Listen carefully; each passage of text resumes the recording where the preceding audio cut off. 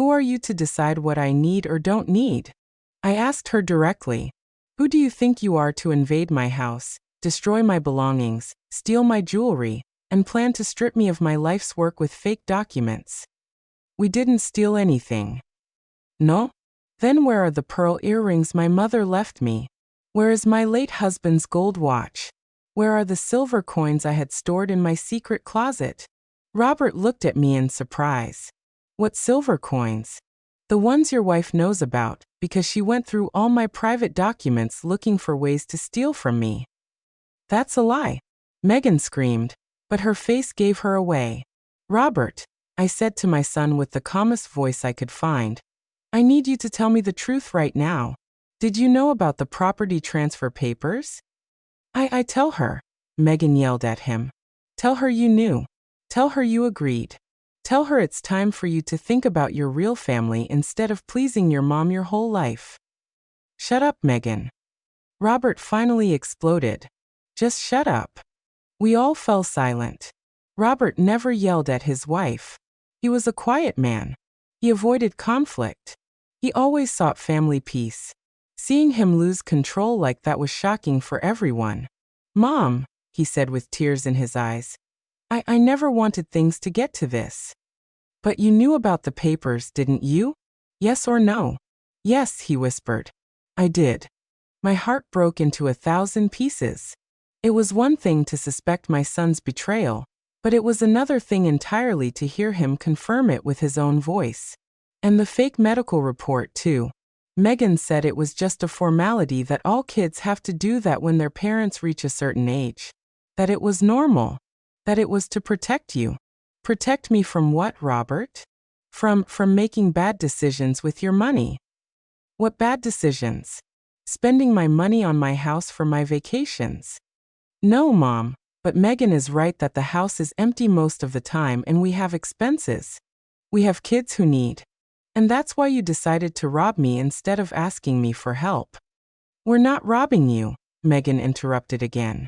We're helping you be more practical with your money. Helping me be practical by faking medical reports, inventing that I have dementia, and invading my house like thieves? That's enough. Megan screamed.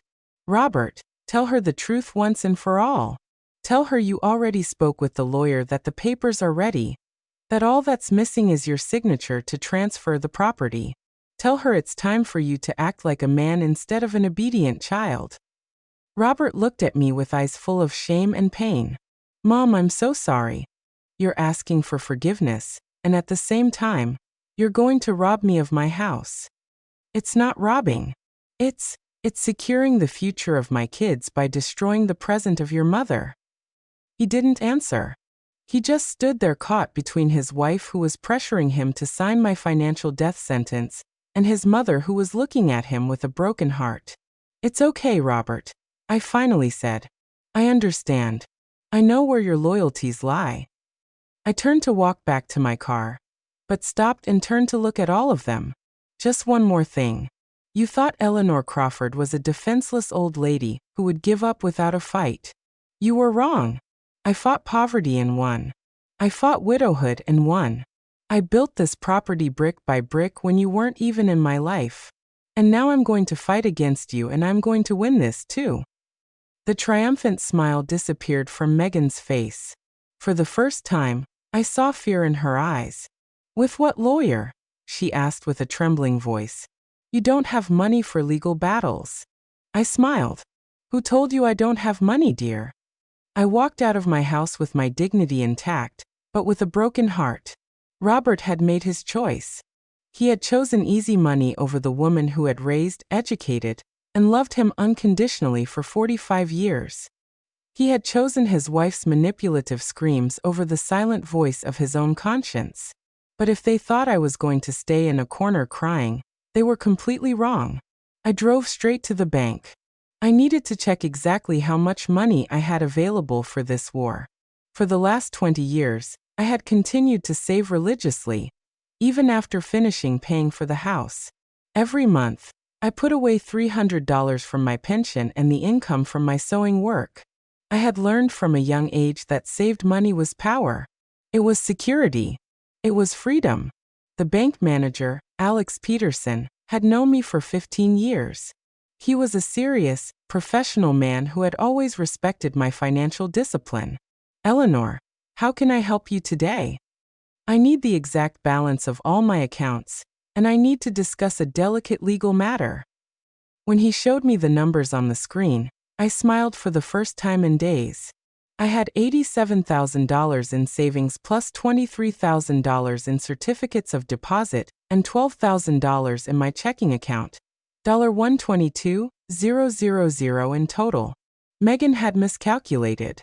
She thought I was a poor old lady who relied solely on a meager pension.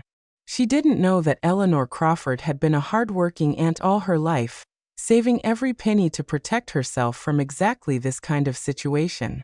Mr. Peterson, I need you to freeze any attempts by third parties to access my accounts, and I need an official letter from the bank confirming my mental capacity to manage my finances. Of course, Eleanor. Is there a problem? My family is trying to have me declared mentally incompetent to take my assets. His face became serious. That's very serious. Do you need a recommendation for a specialized lawyer? Yes, please. He gave me the name and phone number of Thomas Gallagher, a lawyer specializing in family law and asset fraud. He's the best in these types of cases. Tell him I sent you. I left the bank with a new energy running through my veins. It wasn't just the peace of mind of knowing I had the financial resources to defend myself. It was the mental clarity of having a concrete plan of action. I called Thomas Gallagher from the bank's parking lot. His secretary gave me an appointment for that same afternoon. The lawyer can see you at 4 o'clock. It's urgent, right? Very urgent. I spent the rest of the morning organizing all the documents I had collected. The fake property transfer papers, photos of the damage to my house, the list of stolen items, and copies of all my legitimate property titles. I also printed screenshots from Veronica's social media where she was showing off her new beach house. At 4 o'clock, I was sitting in Thomas Gallagher's elegant office. He was a man in his mid-60s, gray-haired with intelligent eyes and professional manners that inspired immediate trust. Mrs. Crawford, tell me everything from the beginning. Don't omit a single detail. I narrated the entire story. The invasion of my house, Megan's humiliations, the fraudulent documents, the fake medical report, the stolen jewelry, Robert's betrayal. He took detailed notes, asking precise questions that demonstrated his experience in these types of cases. Do you have the original property documents? Yes, all of them. The house is 100% in my name. I paid for every penny of the construction, and I have all the receipts from the last 20 years. Has the doctor who supposedly signed the dementia report ever examined you? Never in my life have I seen him. I don't even know his name. Excellent. That is a falsification of medical documents. A federal crime. Do you have any documentation for the stolen jewelry? I'm sure I do. Some of it, especially my late husband's watch, is insured for $3,000. Thomas smiled. Mrs. Crawford, your case is solid. Very solid. We have trespassing, robbery, falsification of documents, attempted asset fraud, and possibly medical corruption. Your family stepped in it big time. What can we do? Several things. First, tomorrow we will file an eviction lawsuit for illegal trespassing. Second, we will report the theft of your jewelry to the police. Third, we will report the falsification of medical documents to the medical board and the district attorney's office.